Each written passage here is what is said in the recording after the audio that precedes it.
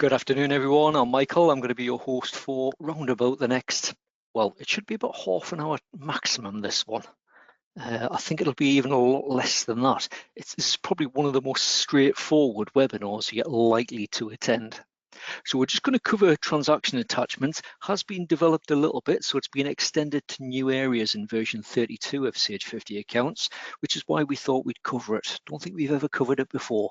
We might have touched on it in other webinars, but just thought we'd run a little webinar just dedicated to that area, just to show you the ins and outs of it. Right, okay, so a little bit of housekeeping just before we get going. As normal, you don't need a microphone for these sessions. If you do have one and you've enabled it, you will find it's muted. You can't unmute yourself during the session.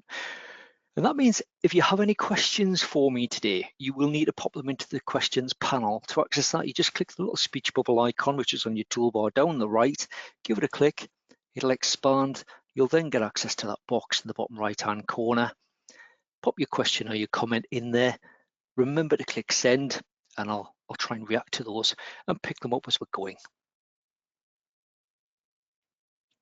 There is also an opportunity to download a handout, which is basically just a copy of today's slides. Excuse me. So if you do want that, do take that opportunity during the session today. However, the detailed information, if you do need detailed information about attachments, you will find that available in our help center. Now, as normal, the session is being recorded. A link to the recording will be included on your follow-up email. You'll receive that email around about an hour after we finish.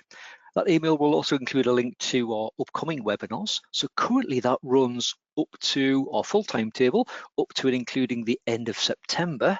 And we've also got some of the repeat sessions already booked in for October as well. So you can actually book onto some of them now as well.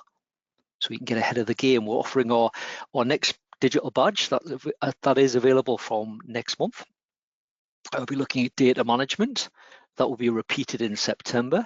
And then in September, we'll be also introducing our report designer badge. So it's more of an introductory badge for using the report designer. So if you are wanting to attend those sessions, earn the badges, etc., there are other sessions in amongst those as well, then do get yourself signed up. There'll also be a link to our recordings on that follow-up email as well. So it's always the same two links that you're going to get on those follow-up emails. Right, let's have a quick look at what we're covering in this short session. So a brief introduction, I'll run through a quick demonstration. Will be a fairly short demonstration, this one as well. And also the opportunity, if you want to find out more, I've included the links that I'm going to mention briefly on the handout if you have downloaded those. Again, it's just to a bunch of articles that are available from our help center. And then just at the end, I'll explain a little bit more about the additional support, and if there are any outstanding questions, I'll try and open up to those as well. It is just myself running the session today. We've got a couple of people out on what we term Sage Foundation Day, so supporting local charities today. So just myself, so keep your questions coming. I will try my best to pick up as many as I can. If I can't, I'll get back to you later on.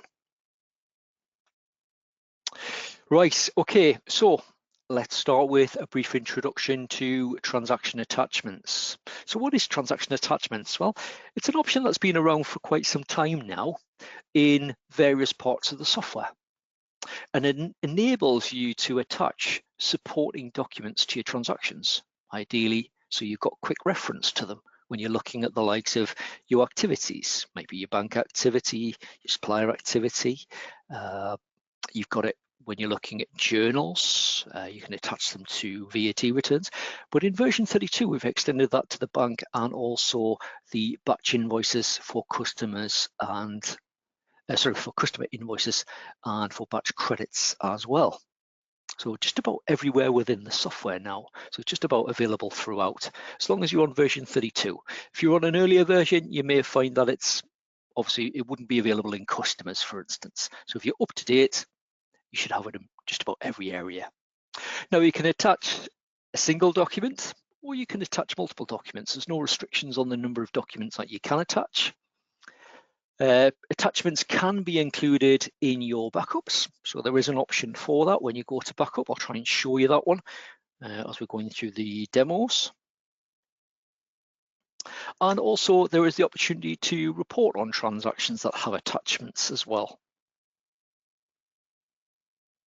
Now, as far as what you can attach, so when you're entering your transactions, you can attach a range of file types. So things like images, such as BMP, JPEGs. Obviously, you've got things like Word documents, Excel files. So there's quite a range of documents that you're likely to maybe want to attach. So it might be a scanned copy of an invoice, for instance. It might be an image of a receipt that maybe one of your colleagues has sent you. So you've got that.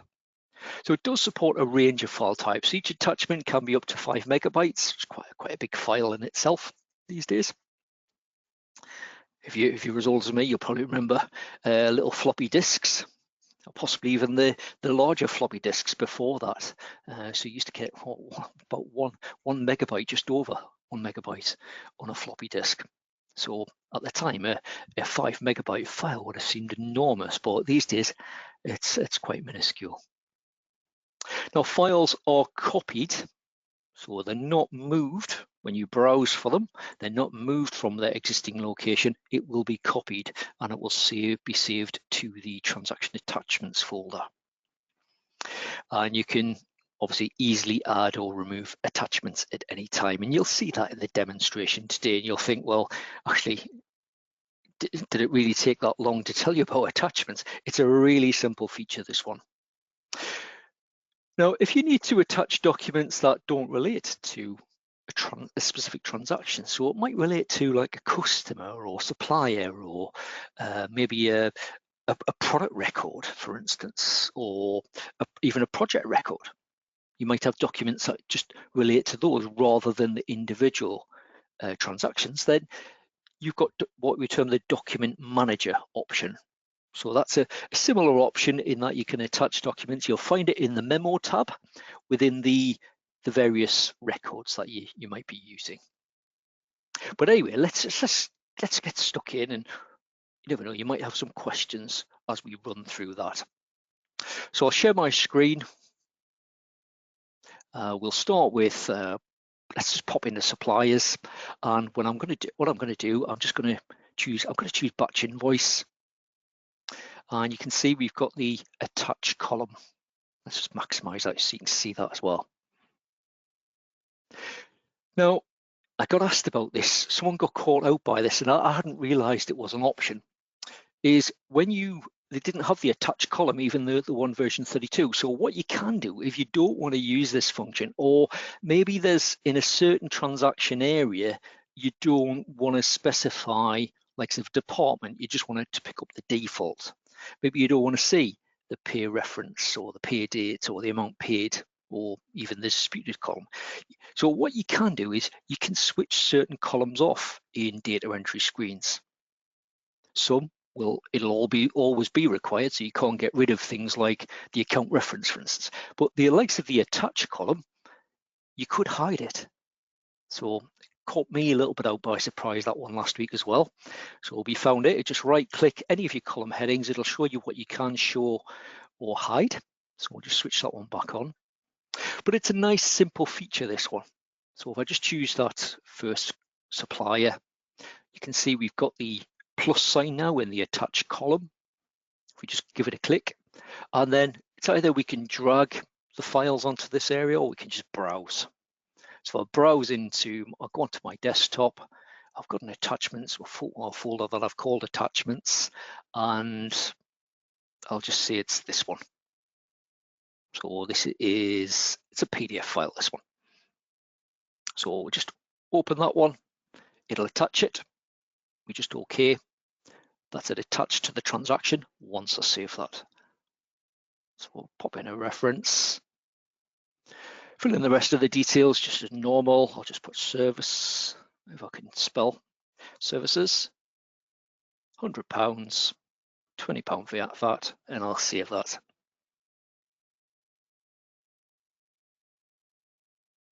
Right, now as far as accessing that going forward is concerned, if I just go into this suppliers account, just double click it. Click onto the activity, and you'll see in the attach column, and again, this is a column that you could hide if you wanted to. So if you come in and it's not there, this is the one that we got caught out with last week, with it not being there. Just right click, switch it back on, and where you've got a transaction that's showing this sort of paperclip icon, it means it has attachments. So if I click onto that, it will take me into the folder where those attachments are stored. I'll come back to where it's stored in just a moment. If you want to remove an attachment, or maybe you haven't added one so far, maybe you didn't have that at the time, but you want to do it now, again, it's just a case of coming into the relevant activity window, whether that's a customer activity, supplier activity, bank activity, and then just click the little plus sign. So we'll list any attachments are there. Obviously, if you wanted to, you could remove one by clicking on the little bin against the relevant one. But let's say you wanted to add another one, I can do that. So we'll just OK that, and that would be it done. So really easy to work with those. So easy to add them, easy to remove them, to view them. Again, you just click on that little icon. It'll take you into the relevant folder. Now, as far as where they're stored, there's going to be someone that has this question. It's basically stored on wherever your data is held. So if you're connected to data, maybe your data is just locally on your PC, then the attachments will be stored on your PC. If your Sage data is held on a server, then the attachments will be held on the server as well. So it's the same path as where your data is held. Now, if you're not sure about that, what you can do is within your software, just go to Help, down to About. It'll bring up this sort of supporting information, and you've got an option that says Data Directory. If I just click onto that link, obviously it tells me see program data, Sage accounts, 2026. In this case, it's my company 000. So if I give that a click, it'll take me into the relevant folder where my data is actually held. So for some of you, that will be on a server. So if I again go into the attachments folder, just be a case of me going into, let's say, supplier. Oh, where have I gone?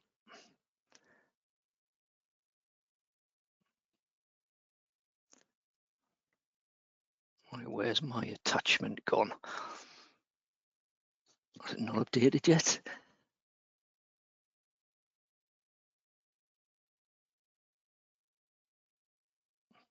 Right, I'll come back to that one. Excuse me. Right, let me just follow that one through again. See if I've got the right folder there. So I'm going to go into this account. We'll just check activity again. Pop on that one. I was nearly right. I've gone into the wrong one. I've gone into attachments rather than transaction attachments. Yeah, even the experts get one wrong here and there. A few of you pointed that out as well. So let me just do that one again.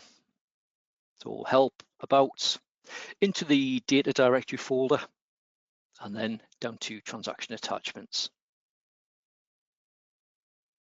And then it's just a case of what is it we're after. So that transaction we've just entered, we can see it's a purchase transaction. It's got the number attached to it as well.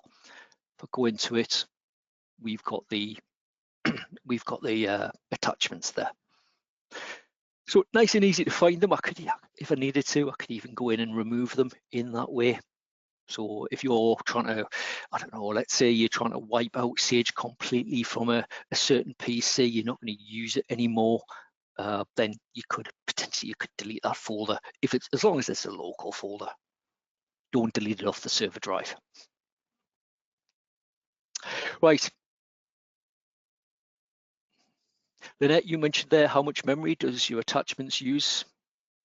Well, it's whatever the size of your attachments are Obviously, the more you use, it doesn't compress those files at all. It literally copies that file, and it just means that you've got access to that. So maybe something to bear in mind where if you're taking scanned copies, etc., how high a quality do you need that to be? So do bear that one in mind. When you go to backup as well, so if I go to File and then Backup, we can now include transaction attachments in that backup. You might even just choose, right, actually I'm going to back those up separately. But if you want to include them with your data files, just remember to tick the box. Obviously, the more you have, the bigger your backups are going to be. I think that goes without saying, that one. But ordinarily, probably data files is probably the only thing that's going to change on a regular basis. You don't necessarily need to include things like report files and layout templates. We'll always say with things like report files, layout templates, just back them up individually. So if you've amended your invoice layout, take a layouts only backup. If you created reports or amended a report, take a reports only backup. Then at least you've got copies of those should you need them. So Julie, you mentioned there, can you attach a scanned supplier invoice to the transaction inputted?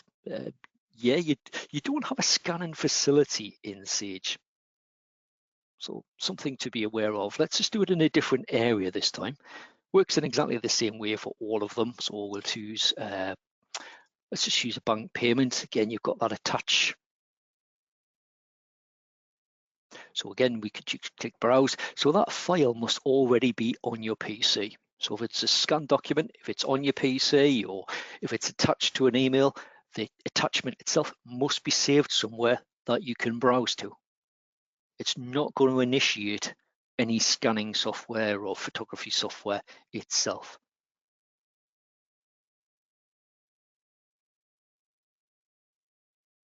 So it's something to, again, be aware of.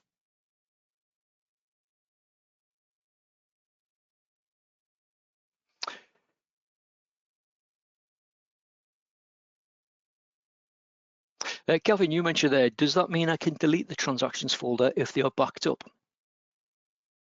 Right, now if you're deleting a specific folder, if you need access to that information, and yeah, you could restore it. So it depends if you need live access to that or not. Whether it would be worthwhile deleting it or not. If you need live access, it's always the case. We get asked about it all the time, where people clear transactions, etc. They get rid of transactions and then say, well, inevitably you need access to that information straight away. It happens all the time, and it's one of those that if you're nearly 100% certain that you'll never need access to it, then yeah, maybe go for it. Otherwise, leave it in there.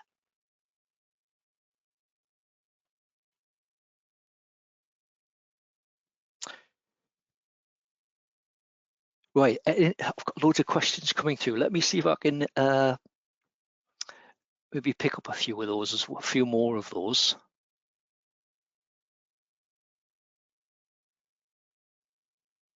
So Angela, you were mentioning there, if attachments are only copied, am I right when saving each day at the end of the day, it won't be a huge file?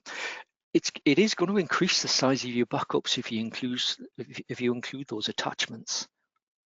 There's no doubt about that. Obviously, if you're, if they're huge files that you're copying, so let's say you're using your phone and on a high resolution and you're taking an image of, let's say an image of a receipt, and you might not need to do that because obviously a receipt it's just a business document at the end of the day. Do you need that in color?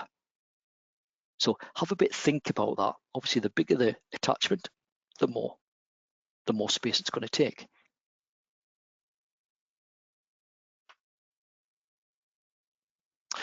Right, now, as I mentioned, short webinar, but I'm going to quickly pop back to the slides for a moment. So you've got it in a number of different areas, the ability to attach documents. You can do it for obviously customer invoices and credits, that's on the batch side. Supplier batch invoices and credits, you've had that for a while now. Bank payments and receipts.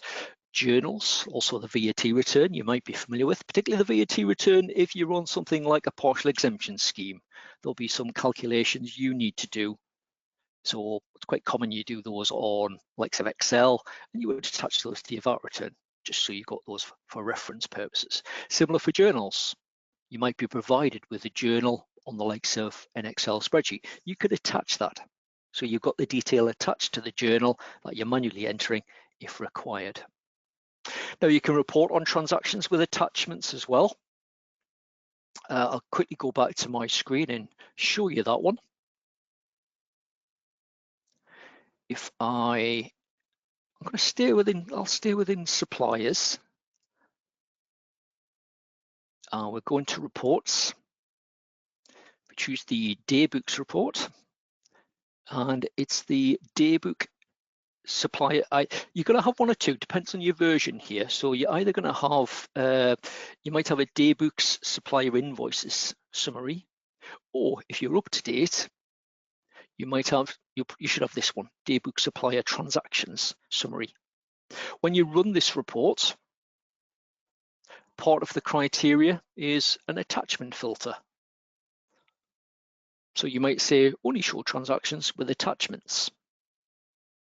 So I'll just quickly run that, just preview it, and it will list that then for me.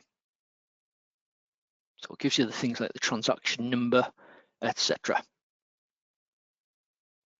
Something if you were on the what we term the AI document capture webinar on Friday, doesn't currently attach the document that you might use to essentially import that information. So that's how you would go about manually attaching a copy of that invoice to the likes of the transaction once it's been imported by the AI document capture feature. Just means it making it nice and easy.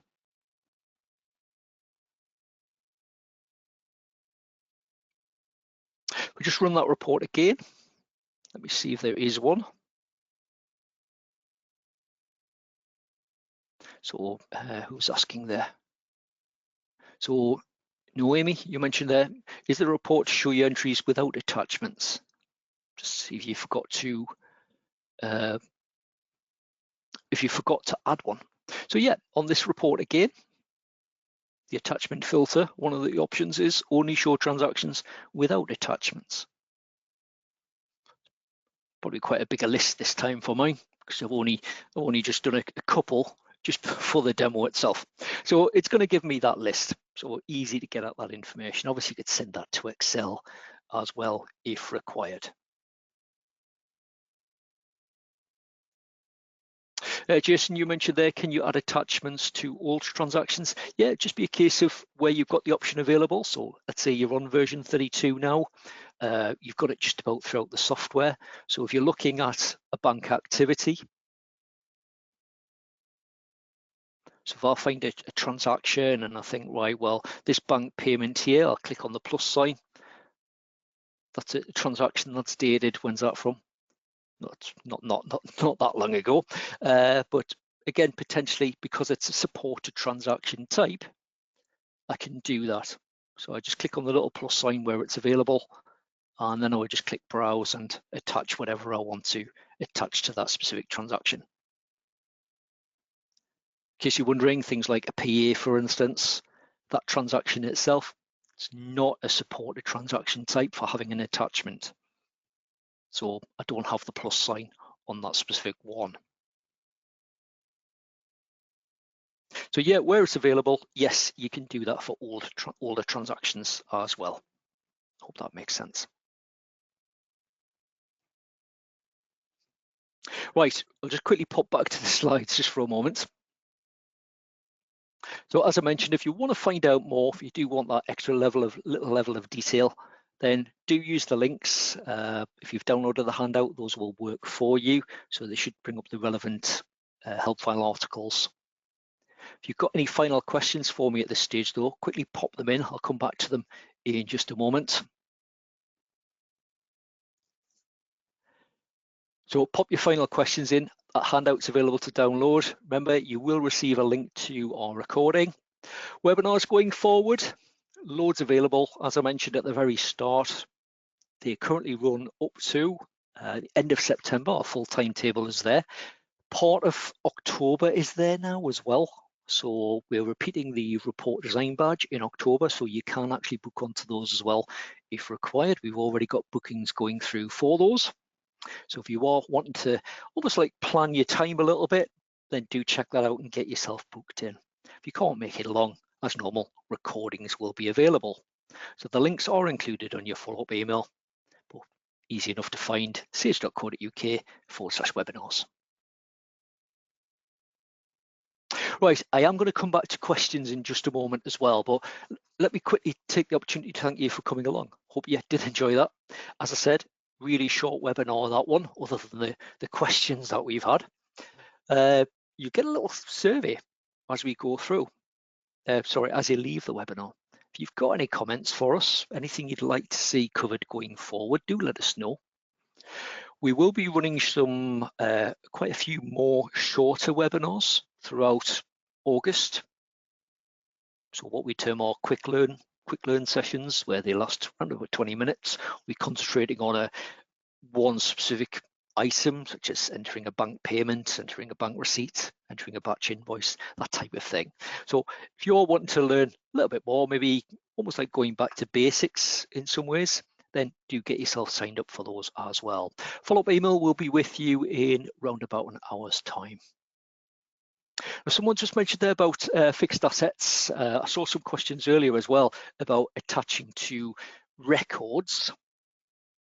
So let me just quickly show you that one. I did mention this one as an alternative where there isn't specifically a transaction to attach to. So if you're on the standard level of the software or the professional, if you go into a record, whether that's a customer or a supplier, nominal bank, product and service, fixed assets project, if you go into one of the records, you will have, this is a bad example, so assets you can't. Let's pick on projects. So project, anywhere where you've got this memo option down the left, then you will have what we term the access to what we term the document manager. So this is a similar thing where you're attaching documents to the record itself, not individual transactions. So with this one, you can, if you go to add an attachment, it will say electronic attachment, or is it just a filing system reference? And then you will also then have the option to browse to the document, and you can do one of three things. You can either leave the file where it currently resides, you can copy the file, or you can move the file. So it's a bit more, you've got a bit more flexibility on that one. Obviously, if you're leaving the file in its current location, if you're on a network, so maybe connecting to data across a server, would mean that for that to work for everyone, it would need to be the same path. I hope that makes sense. But again, you will find more information about the document manager. I've included a link for that one on the handout if you have downloaded that. But otherwise, just search for document manager and it should find that information.